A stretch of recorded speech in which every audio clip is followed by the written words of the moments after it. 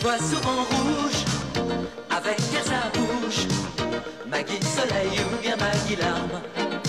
On est sous le charme quand son cœur s'enflamme. Elle joue toute la gamme. Au Maggie elle fait sa météo. Chez elle il fait toujours beau. En robe de soir, en pyjama, elle est la même. Elle change de crème, elle change d'extrême, mais elle change pas. Maggie le jour, Maggie la nuit, c'est un poème. Un peu beaucoup à la folie, c'est elle qu'on aime. Maggie, Maggie, Maggie, voilà Maggie.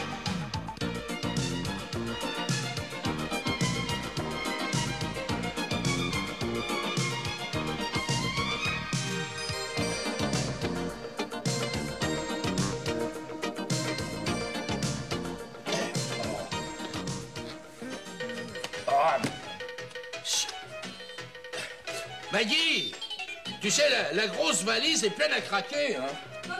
Qu'est-ce qui a craqué? Non, je te dis que la grosse valise est pleine comme un œuf. Ah oui, oui, tu en achèteras un neuf, oui. Ah, voilà.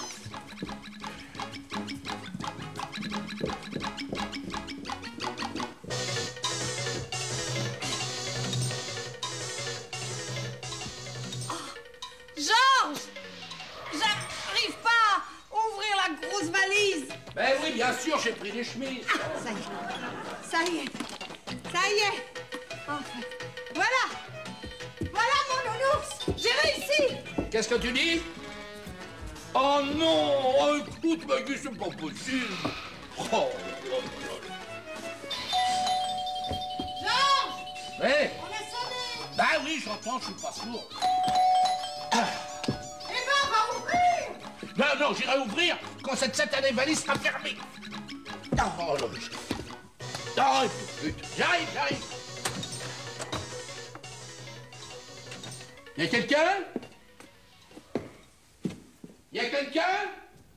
Qui est-ce, mon nounours? Maggie, Georges, vous êtes là? Oh, Pierre! Je t'ai fait peur? Non, pas du tout. Je te Mais- dérange? Non, mais Tu fais c'est-à-dire une que... grande tête. Non, mais non, voyons, c'est que voilà... Quoi? Ah bon? Tu quittes le domicile non, conjugal? pas du tout, non. C'est Georges alors? C'est... Si je tenais l'imbécile qui s'amuse à tirer les sonnettes, alors. Voilà, j'arrive et il me sonne les cloches. Oh, Pierre! Mais qu'est-ce que tu fais là? Écoute, personne ne répondait. J'ai fait le tour dans le jardin. Oh, c'est idiot. Pourquoi? Il valait mieux que j'escalade le balcon? Non, je voulais dire, c'est stupide que tu nous aies pas prévenus. On part pour une semaine à la montagne. Oui, parce que, oh, tu vois, nos valises sont à peine bouclées, là. Ah, bah ça c'est dommage parce que je comptais passer la soirée avec vous comme au bon vieux temps. Oui, autour d'un bon petit dîner. Tu lis dans mes pensées, toi. Non, mais j'entends gargouiller ton estomac. Donc, écoutez, si vous y tenez, mes enfants, on peut manger un petit quelque chose sur le pouce. Oui. Hein? Oui, Bon. puis en attendant, moi, je te sers un doigt de quelque chose, mais un doigt... Et dans ce sens-là... Ça n'a pas changé. Tiens. Vous donnez dans la nouvelle cuisine? C'est pas la nouvelle cuisine, c'est les restes de midi. Non, mais t'inquiète pas, Rose va te soigner aux petits oignons pendant une semaine. Alors, et moi, je compte sur toi pour soigner sa flémingite chronique. Bon, Rose est censée profiter de notre absence pour faire le ménage à fond, tu penses. Bon, alors, disons, tu lui rappelleras qu'elle doit passer à la teinturerie. Et puis, qu'elle doit aussi repasser la nappe brodée de maman. Mais attention, hein, surtout qu'elle n'oublie pas la pâte mouille. Oh, écoute-moi, une fois qu'on a Pierre, c'est peut-être pas le moment de parler de pâte mouille. Ah bon, alors si Rose brûle la nappe de maman, ça ne te fait ni chaud ni froid. Écoute, nous partons dans une demi-heure et Pierre n'a toujours pas dit ce qu'il a amené à Paris. Ah, ça c'est une longue histoire. Figurez-vous... Oh, bah, dis donc, pendant que j'y pense, si tu as froid dans notre grand lit, eh bien, tu trouveras des plaides dans le haut de l'armoire. Ah, merci, Maggie. Figurez-vous... Oh, et puis, avant que j'oublie, la porte d'entrée est un peu dure à fermer, hein. Alors là, c'est moi qui sors de mes gonds. Oh, ben, excuse-moi, mon nounours, oh là. Bon, tu disais, Pierre. Ah, j'ai perdu le fil, là. Oh, bah, dis, à propos de fil, il faut que je te laisse le numéro de téléphone de l'hôtel, voyons. J'y suis. Figurez-vous qu'il m'est arrivé... Écoute, arrête de le couper comme ça, quand même. Bon, la parole est maintenant au docteur Bretteville, ex-interne des hôpitaux de Paris. Vas-y. Eh bien, justement, c'est l'ex-médecin qui s'est d'abord intéressé au divin marquis. À qui? Au marquis de Sade.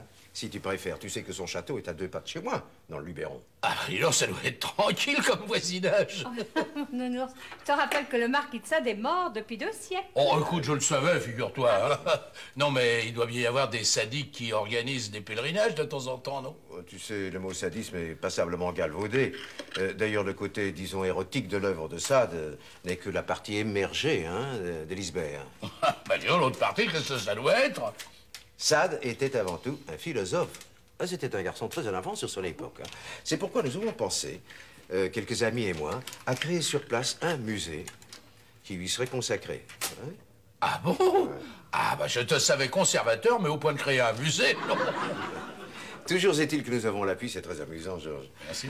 Toujours est-il que nous avons l'appui du conseil régional et de la presse locale. Ah, nous avons déjà une documentation tout à fait intéressante. Et alors, dans 2 jours, mes enfants, dans 2 jours, notre collection va s'enrichir d'une centaine de lettres inédites du marquis de Sade et tout à fait croustillantes. Oh, mais dis-moi, pourquoi dans 2 jours? Parce qu'il y a une vente aux enchères, merci, à l'hôtel Drouot. C'est pour ça que je suis venu à Paris. Ça, je donnerais n'importe quel prix pour avoir ces lettres.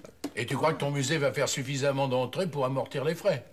Non, mais Georges, la question n'est pas là. Si je voulais attirer les foules, j'aurais créé, je sais pas moi, un parc d'attractions. Ah, un parc d'attractions Sade? Eh, ça peut être intéressant, ça. Malheureusement, tu seras obligé d'en interdire l'entrée aux moins de 18 ans. Non, mais je sais très bien que l'œuvre de Sade n'intéresse qu'une partie infime du public, l'élite, qu'une poignée de chercheurs. Oui, et on sait ce qu'ils cherchent.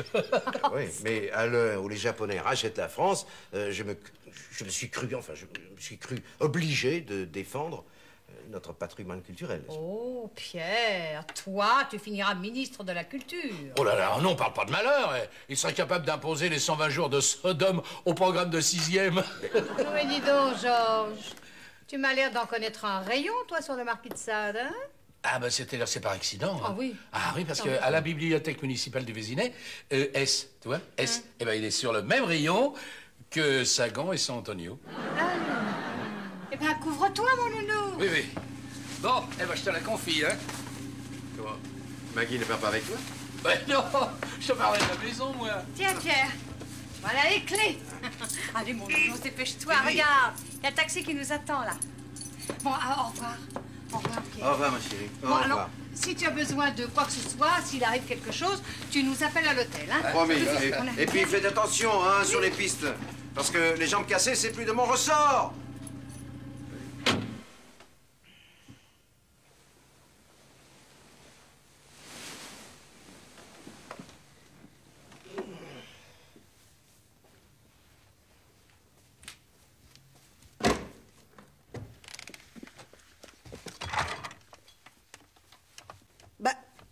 Elle les a tout de même pas emmenés au sport d'hiver. Ah, les voilà. Ma Maggie, c'est un cas de force majeure. Oh, est-ce qu'ils auraient raté leur train couchette? Après tout, le principal, c'est que moi, je rate pas mon avion.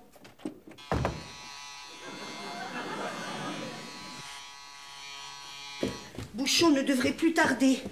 D'habitude, il est d'une précision pire qu'une horloge. Oh, j'allais sonner. Ah, tu as reçu mon télégramme. Tu vois, juste le temps de faire l'autobus et de sauter dans ma valise. Hein? Oui. En tout cas, je te remercie d'être venu. Mais avoue que ce serait plus pratique si tu avais le téléphone. On m'en disait toujours, au téléphone, il faut crier pour se faire entendre. Ça fait mauvais genre. Alors c'est pour faire plus distingué que tu chuchotes comme ça? Non, c'est pour honorer la mémoire du défunt. Toutes mes condoléances, Rose. Merci, Georges. Tu as dû passer une bien mauvaise nuit. Oh, pas tant que lui. Il est parti pendant son sommeil, le pauvre. Un bien brave homme, ton oncle Edgar. Tu l'as connu? Non, mais je préfère l'imaginer comme un brave homme. Oh, le fait est qu'il te ressemblait un peu. En tout cas, grâce à toi, je vais pouvoir l'accompagner jusqu'à sa dernière demeure. Pendant que je monterai la garde dans celle des Boissiers. Georges! Tu sais que Monsieur Georges, il a toujours peur des cambrioleurs. Pars tranquille, je veille. Bon. Ah, tu pourras dormir dans la chambre du premier. Mais excuse-moi, j'ai pas eu le temps de faire le lit et même pas d'acheter des provisions. Ne t'inquiète pas, Je me débrouille maintenant comme un grand. Tu sais que je rentre de Grenoble après-demain seulement. Ça sera pas trop long? Qu'est-ce que 48 heures? Je t'ai attendu 30 ans. Georges, tu m'avais promis. Tu as raison. C'est une histoire enterrée. Bon. Oui, enfin. Bon, que tu rentres ou que tu sortes, tu fermes toujours à double tour. Je t'accompagne jusqu'à l'autobus. C'est gentil. Rose? Rose? Ah, personne? Ah, quand le chat est parti, les souris dansent. Café. Café. Café. Bon, pas de café. Allons au café.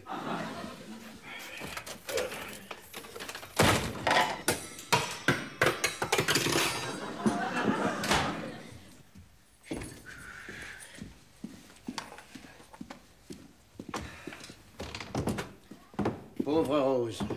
On voit bien qu'elle était sans dessus-dessous. La cuisine est le miroir de l'âme, comme dit le poète.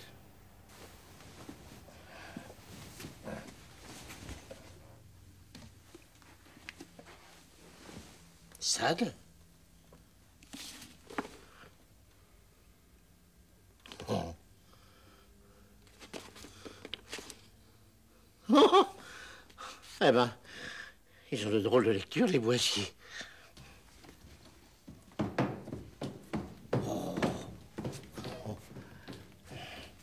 Il vaut mieux éviter que ce livre tombe sous des yeux innocents. Si jamais il vient un voleur pendant que je fais mes courses.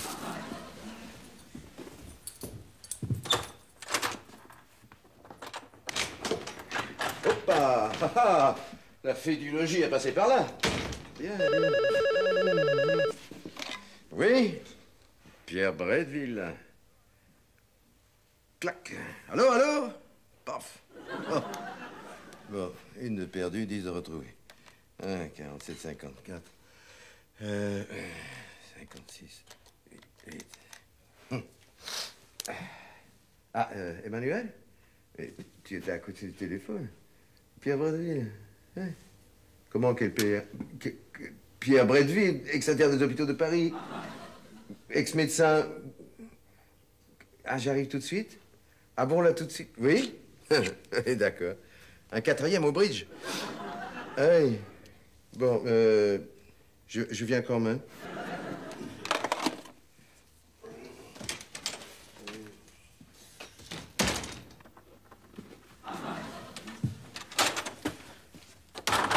La réflexion, il vaut mieux que...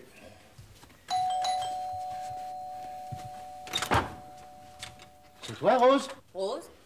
Non, je ne suis pas Rose, non. Ah, ben non. Ni Justine, ni Juliette, ni aucune des innocentes jeunes filles que vous rêvez de suborner pour imiter l'odieux marquis. Qui? Vous savez parfaitement de qui je veux parler. Et je vous préviens, si demain, ou vous savez, vous achetez ce que vous savez, vous risquez d'avoir de graves ennuis, c'est clair? Pas vraiment, non. Inutile de jouer l'idiot. Avec moi, je suis très bien renseignée sur votre compte.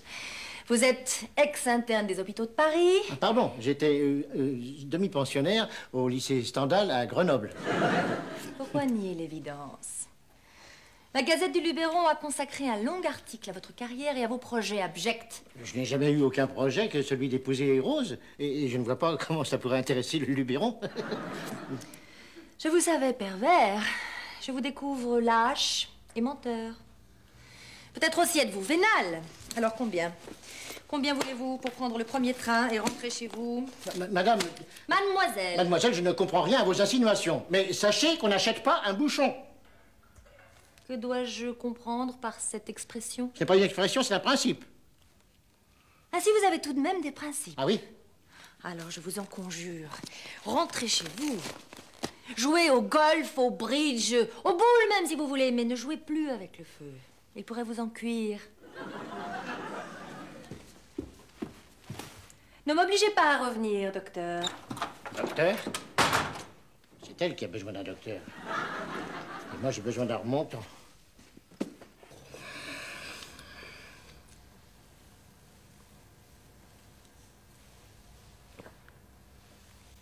Si cette folle furieuse revient, mon compte est bon. Voyons, Georges.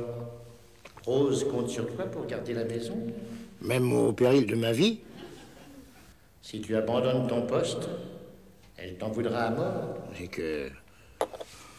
C'est pas du bois dont on fait les héros. Tu es un bouchon, Georges. Et quel que soit le danger, un bouchon ne fuit pas.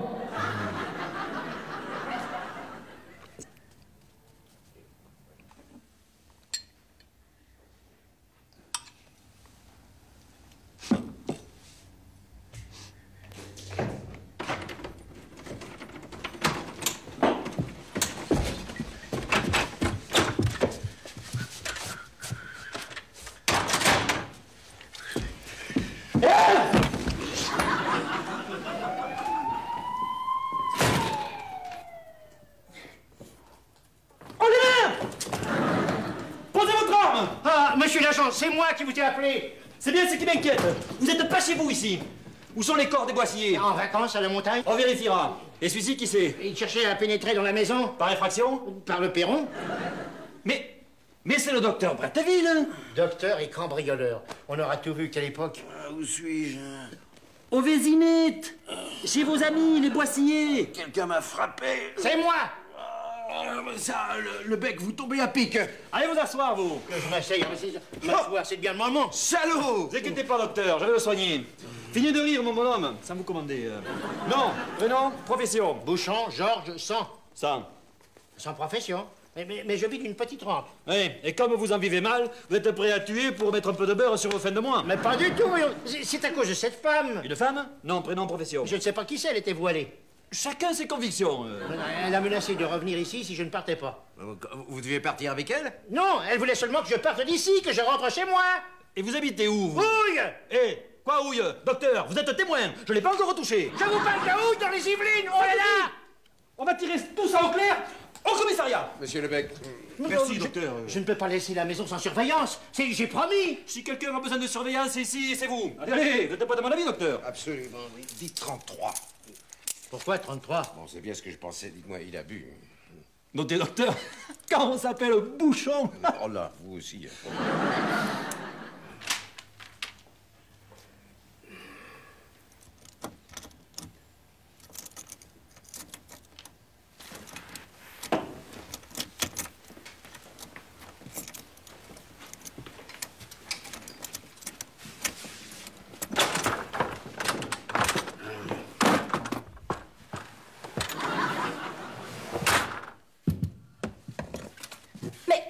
Vous n'êtes pas le docteur Bretteville?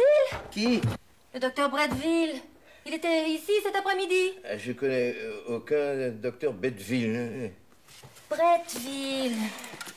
Oh, une espèce de retraité avec un air inoffensif. Oui. Ah, oui. Et des moustaches. Je vois de qui vous voulez parler. Merci. Où est-il? Entre les mains de la police. Ah! Attentat à la pudeur, j'imagine. Tentative d'assassinat. Attendez. Ce docteur Bretteville, il est de vos amis?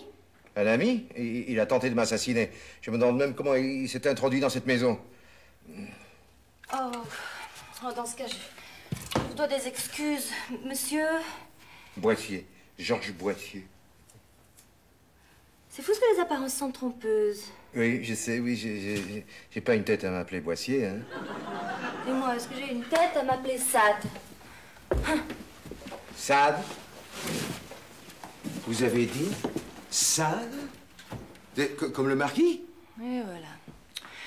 C'est comme ça depuis l'école primaire. Je vous passe les plaisanteries de corps de garde auxquelles j'ai eu droit à la caserne. À la caserne. Ah oui, excusez-moi. Je suis infirmière militaire, monsieur. Sans doute une façon de racheter la conduite scandaleuse de mon ancêtre. Dites-moi, vous descendez directement du marquis ou... Oh, on ne peut plus directement, hélas. Oh, Donatien, Alphonse François, maudit soit le nom que tu m'as laissé. Pélagie, quel admirable prénom. Chez les Sade, nous le portons de mère en fille. Et vous le portez fort bien. Ah, merci. Ce qui m'étonne en revanche, c'est cette haine que vous semblez porter au bon docteur Bretteville. Vous aurait-il manqué de respect? Il a fait pis, monsieur. Appelez-moi Georges. Car non content de vouloir installer un musée dans le château de mes ancêtres, l'ignoble docteur s'est mis en tête d'acquérir certaines lettres écrites par le marquis à ses nombreuses maîtresses. Je comprends votre émoi, mais fallait-il pour ça qu'il passât de vie à trépas? Oh, rassurez-vous, monsieur. Appelez-moi Pierre. Oui, Georges. Je ne voulais point l'oxyre, mais seulement l'endormir. 50 cm3 de phénobarbitol. Dites-moi, il y a de quoi assommer un cheval, là? Vous avez l'air de vous y connaître. Oui, en chevaux, un peu. Georges, depuis des années, je me bats dans l'ombre contre les éditeurs, les écrivains. Il faut oublier Sade. Je ne veux pas de ce musée. Je ne veux pas avoir ces lettres livrées à la curiosité malsaine du public. Je ne veux plus voir le nom de Sade entaché de pornographie et de scandale. Vous comprenez? Oui, je crois que c'est vous qui ne comprenez pas. Que cherchait le marquis de Sade à travers une sexualité un peu débridée, je l'admets, hein? Il cherchait à assouvir ses plus bas instincts. Oh, pas du tout. Il cherchait l'amour, avec un grand A, de même qu'il cherchait la femme à travers toutes les femmes. Et ces livres qu'il écrivait dans son triste cachot de la Bastille, ces livres dont vous n'avez retenu que le côté scandaleux, sans percevoir qu'il masquait la détresse d'un homme privé d'amour, eh bien, ces livres, Pélagie, ne sont rien d'autre qu'un hymne à la vie et à la liberté. Est-ce que vous parlez bien, Georges? Oui, j'embrasse pas mal non plus. Dire que si j'avais épousé Bouchon, ce serait comme ça tous les matins. Quoique gentil comme il est, ce serait sûrement lui qui m'apporterait le petit déjeuner au lit. Bonjour mon petit Georges, tu as bien dormi? Mais qu'est-ce que... Où est Georges? À la salle de bain. Il a osé. Il a osé inviter une femme sous mon toit. Oh! Il a osé. Oh!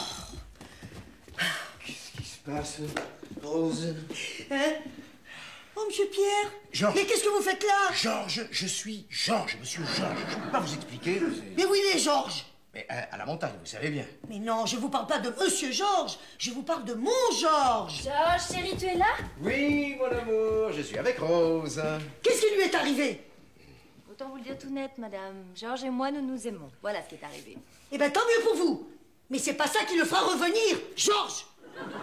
Oh! Si. Qu'est-ce qu'elle tient à vous, tout de même? Ah, Madame Le Plouanec, cet individu prétend que... Georges! Ah, vous voyez bien qu'elle me connaît. Qu'est-ce que vous lui avez fait, vous? Hein?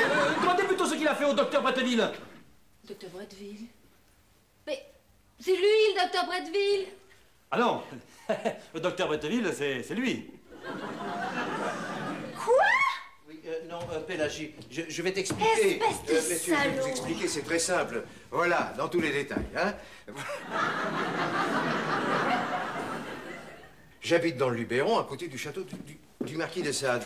Et Le docteur Bretteville l'autre n'est pas un jour- salaud. Au nom de la loi, arrêtez-vous. C'est pas clair, qu'est-ce qu'il veut nous vendre, là?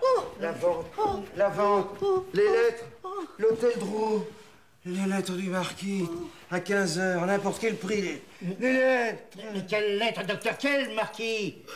Oh, monsieur Pierre, il aura emporté son secret dans la tombe. Mais il n'est pas mort, il ronfle. Il ronfle? Ouais. Oh! Quoi qu'il en soit, je serai à 15 h à l'hôtel Drouot.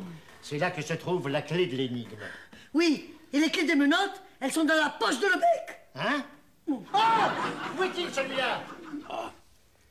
Et où suis-je? Oh, sur le canapé, monsieur Pierre. Mon Dieu! Mais la vente, les lettres. Les voici, docteur. Oh, comment vous remercier, monsieur Bouchon? C'est la moindre des choses. D'autant que je les ai eus pour une bouchée de pain. C'est vrai. Ah, je vous assure. Dans la salle, personne n'avait l'air de connaître votre marquis de Pomponne.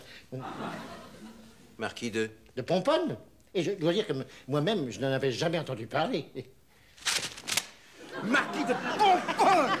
Il n'a pas de quoi sauter au cou. Mais fais attention au docteur, alors. Qui parle de docteur ici? Oh, Mme Maggie, ben vous tombez à pic. Ah oui, ah bah c'est le moment de tomber, oui. Ah, je lui avais pourtant dit de faire attention. Le parquet de l'hôtel était ciré comme un miroir. Georges, tu es là? Hein? Oui? Je parle du docteur Bretteville. Raison. Finalement, il s'appelle Pierre. Un Pélagie, votre cruauté n'est d'égale que votre beauté. Regarde ce que je t'apporte, au lieu de rouspéter.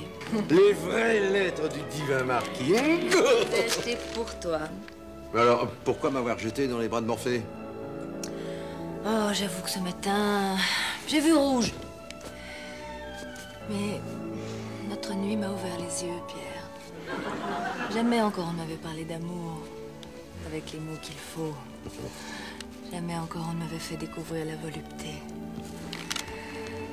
Désormais, je ferai tout pour être à la hauteur du nom que je porte. Vraiment, tout, vraiment? Non, excusez-moi, mais quel est votre nom si ce n'est pas trop indiscret? Pélagie de Sade. Comme le divin marquis, mon ancêtre, dont j'entends suivre les préceptes à la lettre.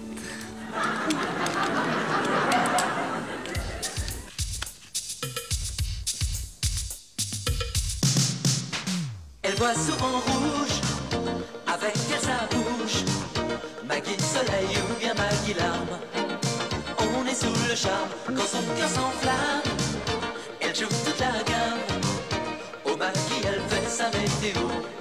Chez elle, il fait toujours beau. En robe de soir, en pyjama. Elle est la même. Elle change de crème, elle change d'extrême. Mais elle change pas. Maggie le jour, Maggie la nuit. C'est